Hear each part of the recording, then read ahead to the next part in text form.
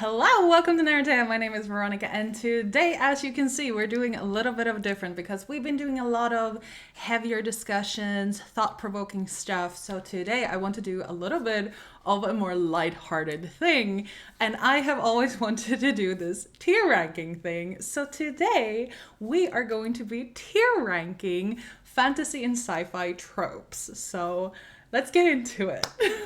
Let's first go through the tiers. And we have, of course, S tier, feed it to me every day. I got it, love it. We have A tier, which is good, but it's not like everyday kind of stuff. And then we have B, which is, this is good. It works, whatever. I don't really seek it out every time, but it's still good.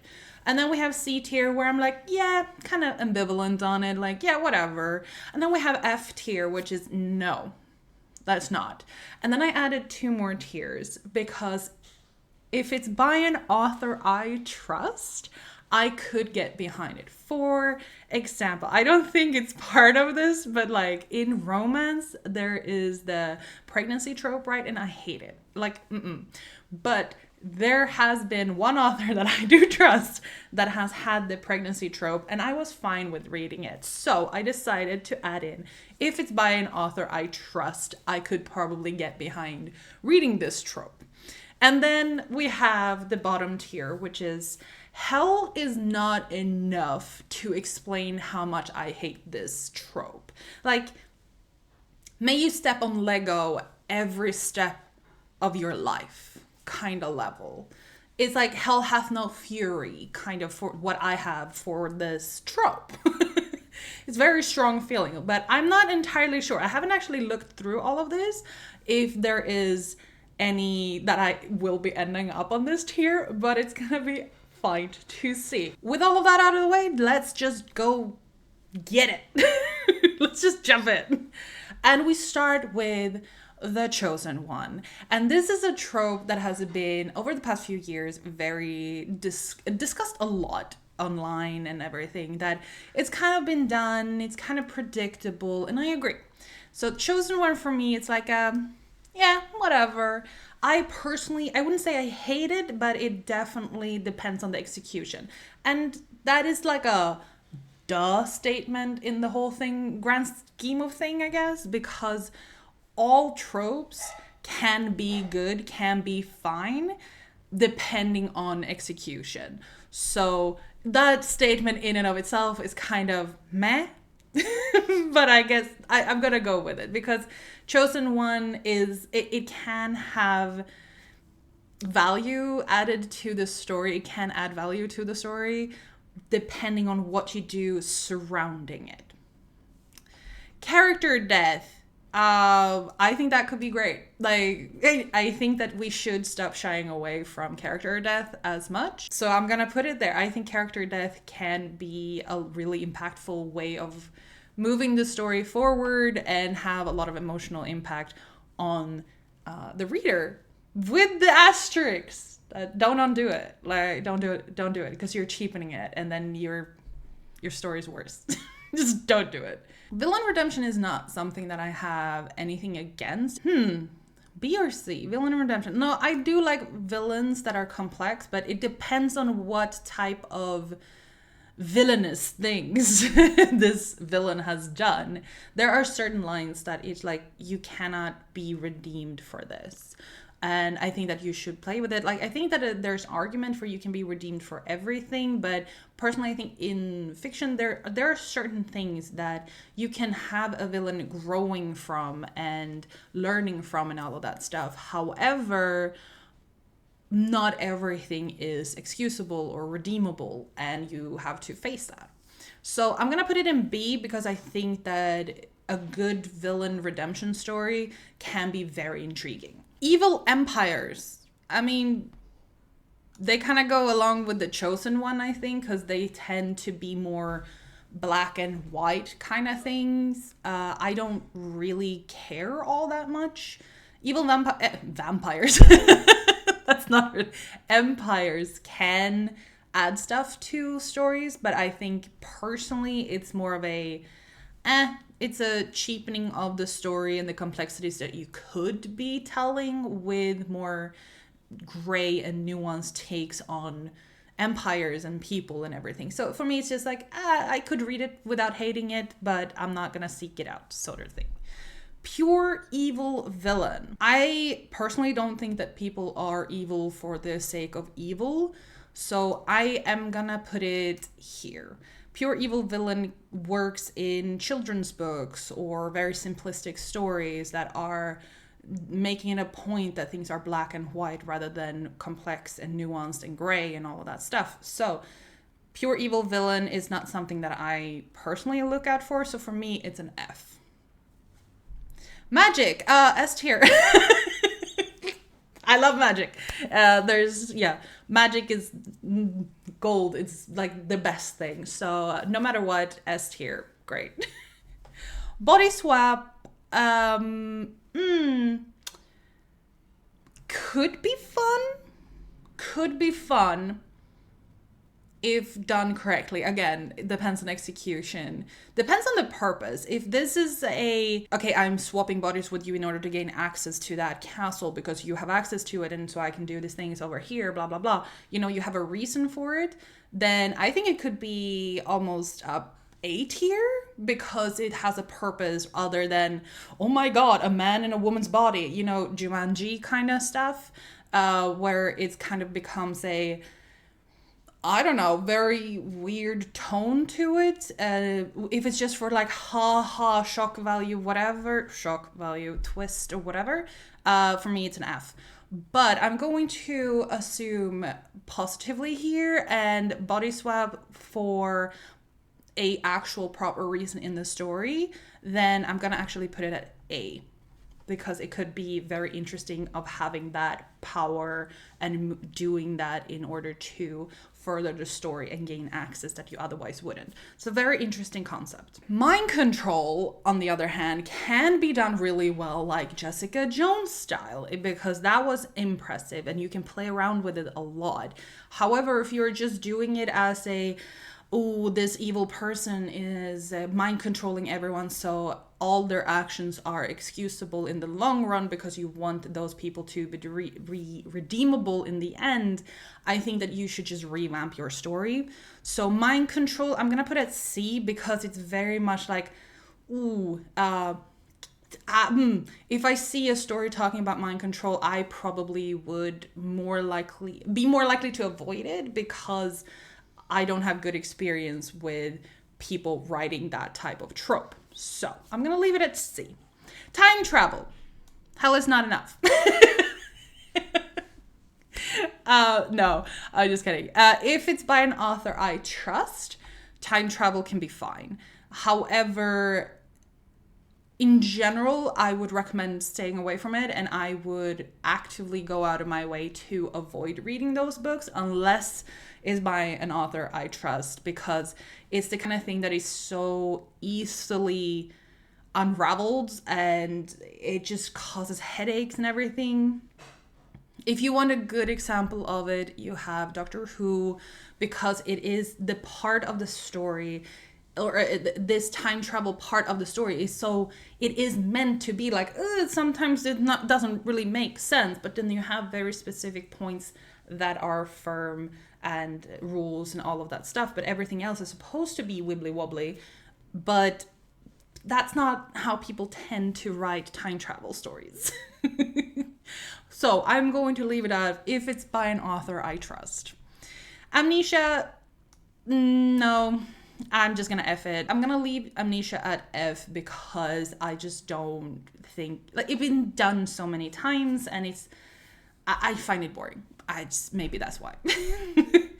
Evil twin / double, kind of feeling the same way. It's been done. It's kind of boring. It's just, depends on how you do it. If you're doing something with the story and your messaging and everything, that can be very interesting and fun. But in and of itself, I'm gonna leave that trope on F. Fallen heroes. I don't have a lot to say about that. It's just like, could work. Could as easily just be boring.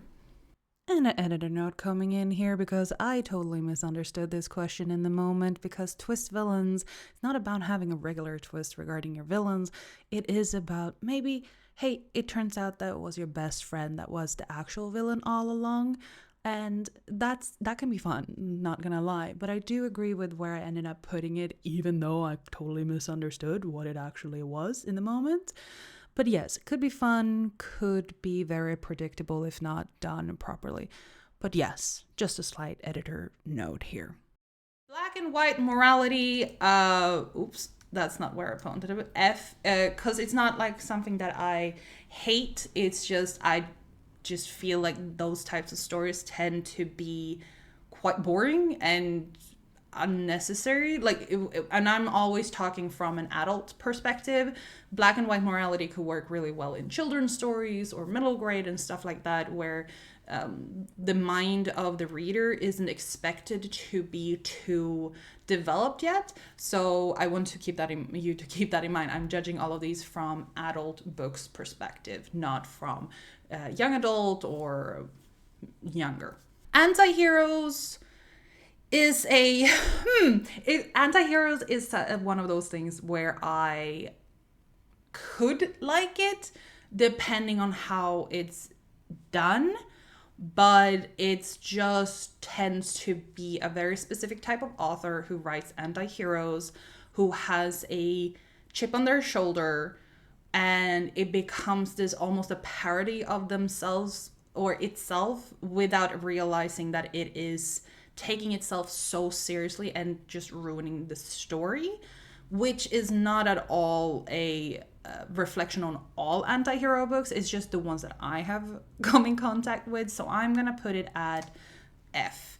It just not, no. I don't think that anti-heroes is a problem in and of itself. I think anti-heroes could be very interesting to follow along. However, the execution that I have experienced so far has left a lot to be desired. So I'm going to put it in F. Sympathetic villains. Oh, I am weak for those. I love sympathetic villains where you can really empathize and sympathize with them and understand how they got there and why they're thinking the way they're doing, where it puts you in a very uncomfortable situation where you have to face your own values and ethics and morals and see, like, yeah, just a different, like, timeline, I guess, where I just made a different choice back when, and that could have been me. Like those kind of things, and being able to question yourself. So I really love those kind of things. I think that if you can write a sympathetic villain, that's a very interesting story. The nemesis. I don't know. I'm just gonna put it in the middle. I don't have a lot to say about this. I think that it could be good, but my experience is that nemesis, the mentality of having a nemesis, is a lot more common in YA rather than adult. And I don't really like YA. Not to pass judgment on anyone. It's just I never really connected with those types of stories. And having like a nemesis feels very simplistic, feels very lack of nuance. So yeah, could work, but I'm not going to seek it out. Friends to lovers, best type of love story there is. I think that any relationship, any love story, any of that kind of sort should be built on friendship. Not necessarily that you have to be friends all the time from the get-go, but as your relationship develops, you should definitely consider each other friends. But I do, in this trope aspect of friends becoming lovers, I think that has a tendency to be a lot more healthy and nuanced and entertaining, in my personal opinion. So I'm going to put it at A tier. Enemies to lovers, very much depends on what type of enemies you were. Is it the enemies from YA where you're just squabbling and saying mean things to each other? Yeah, that you grow up and you can get better from that. Is it enemies in sort of abuse and murder and all of that stuff? depends on the story and what the messaging of the story is and how the characters are portrayed to grow and develop. But overall, enemies to lovers is something that I'm like hesitant to pick up. Friends to enemies to lovers, I mean, it's hitting the sweet spot in the middle, I guess, that you have a story there that could be very interesting. So yeah, Resurrection. If it's by an author I trust, for sure. Resurrection is, depending on Resurrection, if it is from a character that I didn't know beforehand. So if you pair character death and resurrection, both of you go in hell is not enough. But if it's resurrection as a separate thing, or it's temporary, it has limits and all of that stuff, it could be very interesting, especially... it could be very interesting, and I would leave that in the hands of an author I trust, is how I'm going to say it. Miscommunication, hell is not enough. So tired of it. And also probably fueled by the fact that I am a communicator. Like, my day job is being a communicator, so miscommunication is something that I find very annoying overall, in life, in books, in whatever. I understand that miscommunication happens, but the way that it is kind of contrived in stories is really fucking frustrating. And like, if you're going to make misunderstandings happen, at least make it realistic and interesting, and not just suddenly this character that usually asks and talks about everything is just suddenly shutting the fuck up, and now we have this miscommunication in order to get the story flowing. If you need to do that in order for your story to progress, I'm sorry, your story's not good enough. Back to the drawing board. Love triangle, no, hate it. Usually it's not a love triangle either. It's just someone who can't make up their own mind, and two people who pretty much look exactly the same, behave exactly the same, just one is blonde, one is brown haired. I like it done. It's boring. Come on. And most of the times it's just like, hey, be polyamorous and you got it. It could be sold that way. And some, no, F. Deus Ex Machina, again, depends. If it's by an author I trust, it could be fine, but I would not just pick it up randomly. MacGuffins, I think they're fine, actually. Like, they're fine. I'm not necessarily gonna go out of my way to consume them and everything, but I don't have such a problem with them, so I'm just gonna leave them in C. Chekhov's gun. It's not enough to be hell is not enough, because it's just a sign of you not having worked through the story enough. If you have Chekhov's guns in your story that you have purposely put there, that's a different thing. However, most people that I've spoken to that has Chekhov's guns in their stories, they are there because they either didn't do editing or they didn't pick up on it, and they haven't worked through the manuscript enough. So I'm gonna put it at F, because do better. If you're going to use Chekhov's gun, then you have to be purposeful about it. Evil cult. Ooh. Okay. I'm gonna put you at B, actually.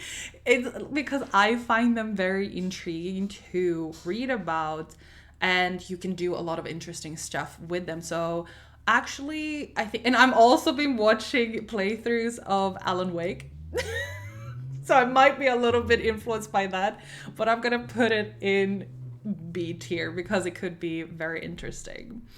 Protagonist related to the antagonist, I'm gonna put it in a B tier too. I think that could be very interesting, and you can have extra dynamics into it that otherwise a protagonist and antagonist wouldn't necessarily have, so that you have other storylines or impacts to consider when progressing the story. So I think that could be very interesting, actually. Evil AI, boring. Just boring. We've seen that, done that. There's only so much stuff you can do with it. Yeah, that's it. It was all a dream. Hell is not enough. Absolutely never do this. It is the most unsatisfying, frustrating trope out there, in my opinion, where it is like you're just invalidating all of the emotional investment and experiences we have gone through throughout the whole story, and or in that scene or whatever. If you're going to hide it was all a dream, or like in Twilight with the whole fight thing that was actually making the story cool, and it's like, oh, it was only a vision. I'm like, fuck off.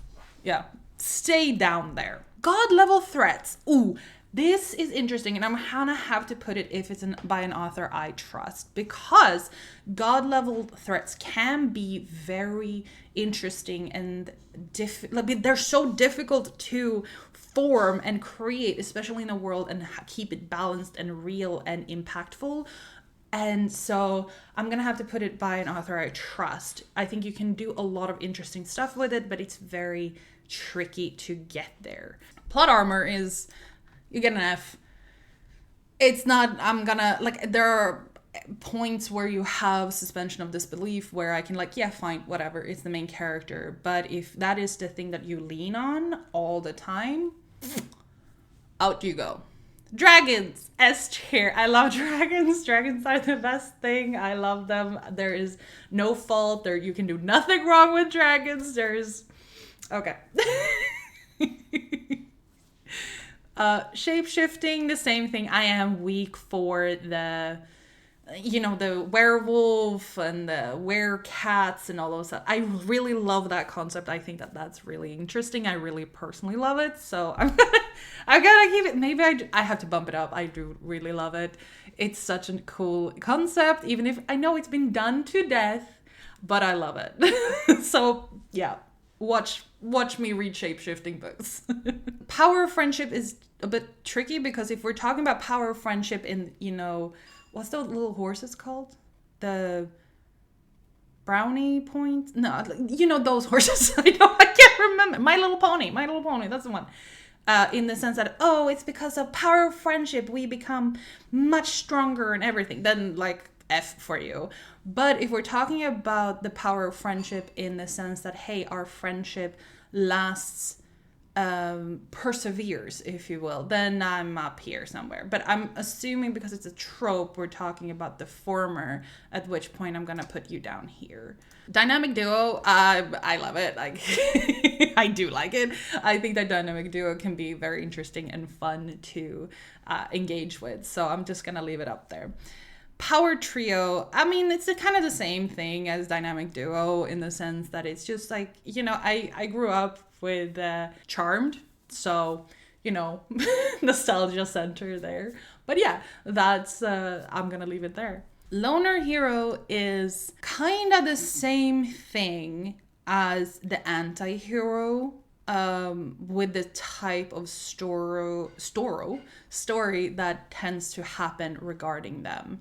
It tends to be a very specific type of author that writes these things. So I'm going to put it at C, that it could work, but it's not something that I'm necessarily interested in reading. They tend to be very depressing, to be quite honest. And yeah. So I'm going to leave it at C. It's not the worst thing, but I'm not going to say I love it. Powerhouses. Ooh, this is interesting. Because I used to really say, like, F. Like, but I read last year a manga or something where powerhouse, it was like a power fantasy. And it was done really well. So I've changed my mind and I'm putting it at B, because you can do a lot of fun stuff with that. So B for me. They were dead the whole time. Yeah, I mean, it could be fine, I guess, depending on if they're still going to have an impact on the story, or they're still going to achieve the thing or whatever. So I'm going to leave it there. Everybody Dies is the same thing, I think, depending on the story. Everybody dies sometimes, so but Everybody Dies can be, depending on the story. I wouldn't necessarily have a big problem with it in a story, but it has to fulfill a purpose. So yeah, I'm gonna leave it there. Symbolism, I mean, ooh, where did it go? I lost it. Symbolism there. B, actually, I'm gonna put it at A, because symbolism is very important to me personally. I really find it interesting. That's why I like Dan Brown's books and everything. I really enjoyed reading them, and the films themselves. I really like that kind of concept, how you can play with it. So yeah, I'm gonna leave it at A tier. Revenge arcs. Ooh. If it's by an author I trust, I'm gonna have to put it there, because it is it's very much a case of could be done really well, and have to ask yourself a bunch of questions like how far is too far and all of that stuff. But very tricky to balance that. So I'm gonna leave it at if it's by an author I trust. Sins of the Father. No.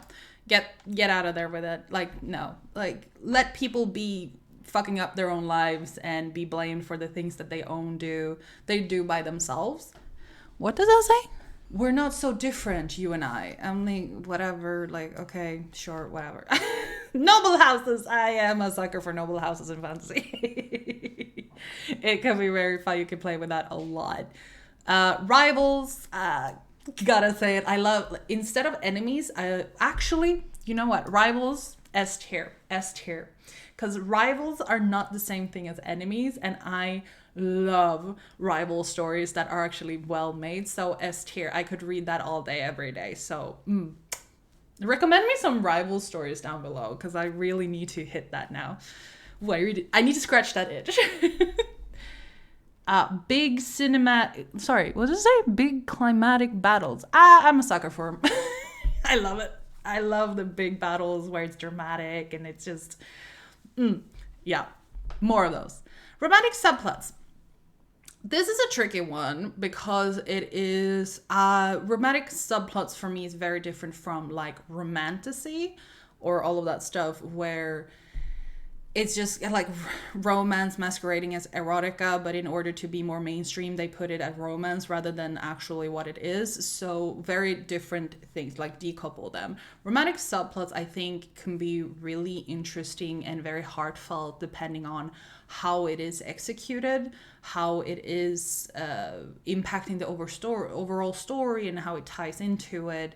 And I used to hate all types of romance. Like, maybe I make a video about my growth as a person, but I'm actually gonna put it at B, because I think that it could be done really well and be interesting and realistic, because people do fall in love. And a world without it completely would be quite odd in a sense. So I'm gonna put it at B tier. Psychic powers. Oh, I'm a sucker. Put it at A tier.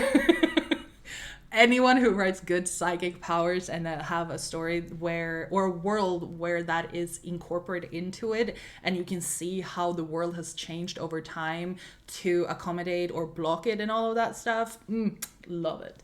So A tier. Ancient evils, same thing. I am a sucker for them. Oh, I love ancient evils. I find them so intriguing. And then you can play with how did they become like locked up or subdued in the first place, and all of that stuff, and all interesting stuff. Orphan protagonists, I mean, that is not all fantasy. I don't care. Like, yeah, I'm gonna put it at C. It's like, I'm so used to it being kind of the norm in fantasy that I'm just like, yeah, whatever. I'm not gonna get away from it. I myself has written those kind of stories as well. I don't think I've published any stories where anyone is an orphan, actually. But when I was developing as an author and growing up and all of that stuff, I definitely fell into that.